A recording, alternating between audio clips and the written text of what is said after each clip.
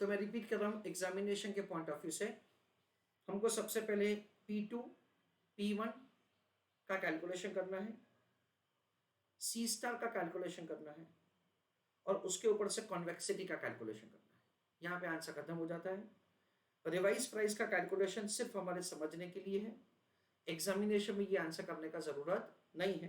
As far as this question is concern, examination में हमको पूछ सकते हैं कि रिवाइज प्राइस का कैलकुलेशन करो। तो अगर प्राइस बढ़ रहा है ना तो हमको क्या करने का है, वी अंडरस्टैंड दैट से जो हमारा नॉर्मल कैलकुलेशन होता है उसमें प्लस करने का है। अगर प्राइस गिरने वाला है ना तो जो हमारा नॉर्मल कैलकुलेशन उसमें डिडक्ट करने का है। तो this is a question. Now I just give you a revision. 5 question में से 4 क्वेश्चंस एकदम आसान है, एक ही क्वेश्चन जो नया है उसके लिए हम लोग ये क्वेश्चन क्लास में कर रहे हैं। पहले क्वेश्चन में हमको सिंपल पूछा है प्राइस कैलकुलेट करो, वो हो गया। सेकेंड क्वेश्चन में ड्यूरेशन पूछा था, इसलिए मैंने प्राइस का कैलकुलेशन ये टेबल बना के किया।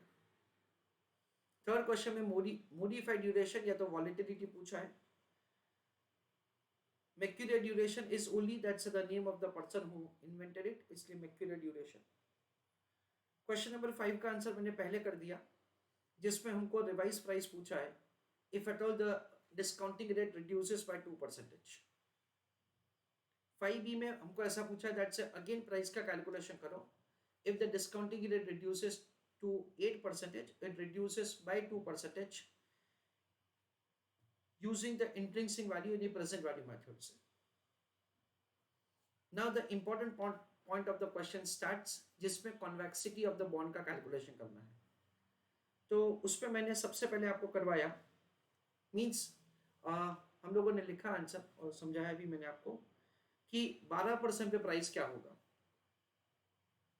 ये 12% क्यों? क्योंकि देखो कॉन्वेक्सिटी में बेसिकली क्या होता है, so we try to cover up the gap, we try to cover the mistake और the lacuna so which the modified duration has. तो जब हम लोग कॉन्वेक्सिटी का कैलकुलेशन कर रहे हैं then in that case we understand कि हमको कौन से कॉस्ट ऑफ कैपिटल के लिए करना है ना उसका पता होना चाहिए, कितने चेंज के लिए हम लोग कर रहे हैं ना उसका पता होना चाहिए। Basically we understand that's the modified duration का एक सबसे बड़ा लिमिटेशन ये है that's it assumes that the discounting rate and the price of the security have inverse relationship which is proportionate, but actually वो प्रोपोर्शनेट नहीं है, डिसप्रोपोर्शनेट है। कॉस्ट ऑफ कैपिटल बढ़ता है तो प्राइस गिरता है, पर उतना नहीं गिरता है जितना मॉडिफाइड ड्यूरेशन बताता है। डिस्काउंटिंग रेट डिक्रीज होता है तो प्राइस बढ़ता है, बट वो ज्यादा बढ़ता है। तो इनका जो आंसर होता है ना, in that say there is a gap, there is a lacuna. तो वो लेक्यूना को लाइक कवर अप करने के लिए, सो उसको फिल अप करने के लिए we have a concept that is called so the convexity of the bond. तो वो फाइंड करने के लिए हमारे पास एक स्पेसिफिक चेंज का इंफॉर्मेशन होना चाहिए।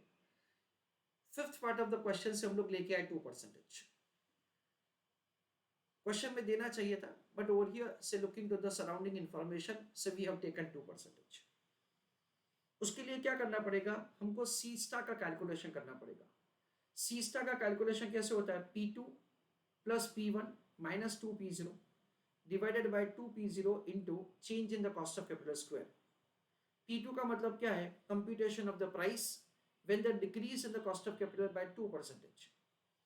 P1 का मतलब क्या है, calculation of the price if at all the discounting rate say increases by 12, that is 2%, increases to 12%।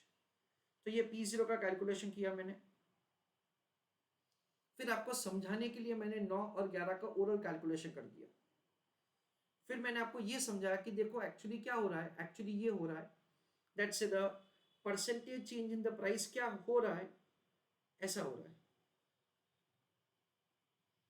और मॉडिफाइड ड्यूरेशन बोला तो उन्होंने ऐसा बोला, यानी कि with the decrease in the cost of capital price increases at a higher rate then what it suggest, it increases at a higher rate than what it suggests।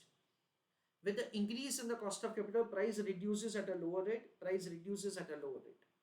यानी ये जो कैलकुलेशन है ना गलत हो रहा है।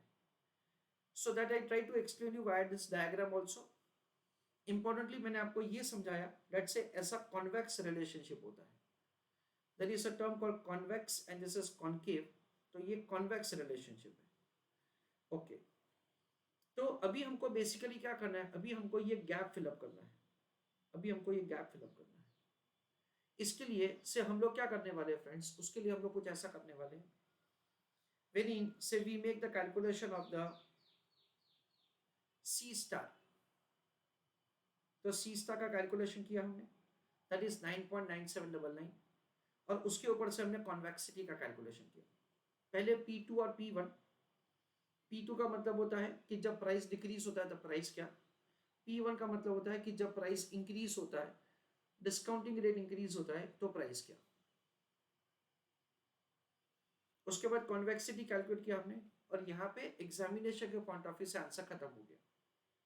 फिर आपको समझाने के लिए मैंने कैलकुलेशन किया कि कॉस्ट ऑफ कैपिटल डिक्रीज हो रहा है तो प्राइस इंक्रीज होगा। नॉर्मल हमारा कैलकुलेशन है 3.8656 इंटू 2, 7.7312, ये नॉर्मल है, पर ये तो गलत है भाई, इसलिए क्या किया, उसमें 0.3992 हमने ऐड किया। अच्छा, द सेकेंड थिंग दैट से वी अंडरस्टैंड इज दिस कि जब कॉस्ट ऑफ कैपिटल डिक्रीज होता है तो प्राइस इंक्रीज ज्यादा रेट से होता है, और ये revise price, and we saw that say the element of the error reduces substantially. अगर कॉस्ट ऑफ कैपिटल इंक्रीज होता तो प्राइस क्या होता, प्राइस डिक्रीज होता, पर प्राइस डिक्रीज कम रेट से होता है। 7.7312 जो आप बता रहे हो ना वो गलत है भाई, minus 0.3992, it reduces by 7.332%. So this is the reduction and this is the final answer. और अगेन हमने देखा दैट से यहाँ पे एलिमेंट ऑफ द एरर कम हो जाता है। ये रिवाइज प्राइस का कैलकुलेशन सिर्फ समझने के लिए है।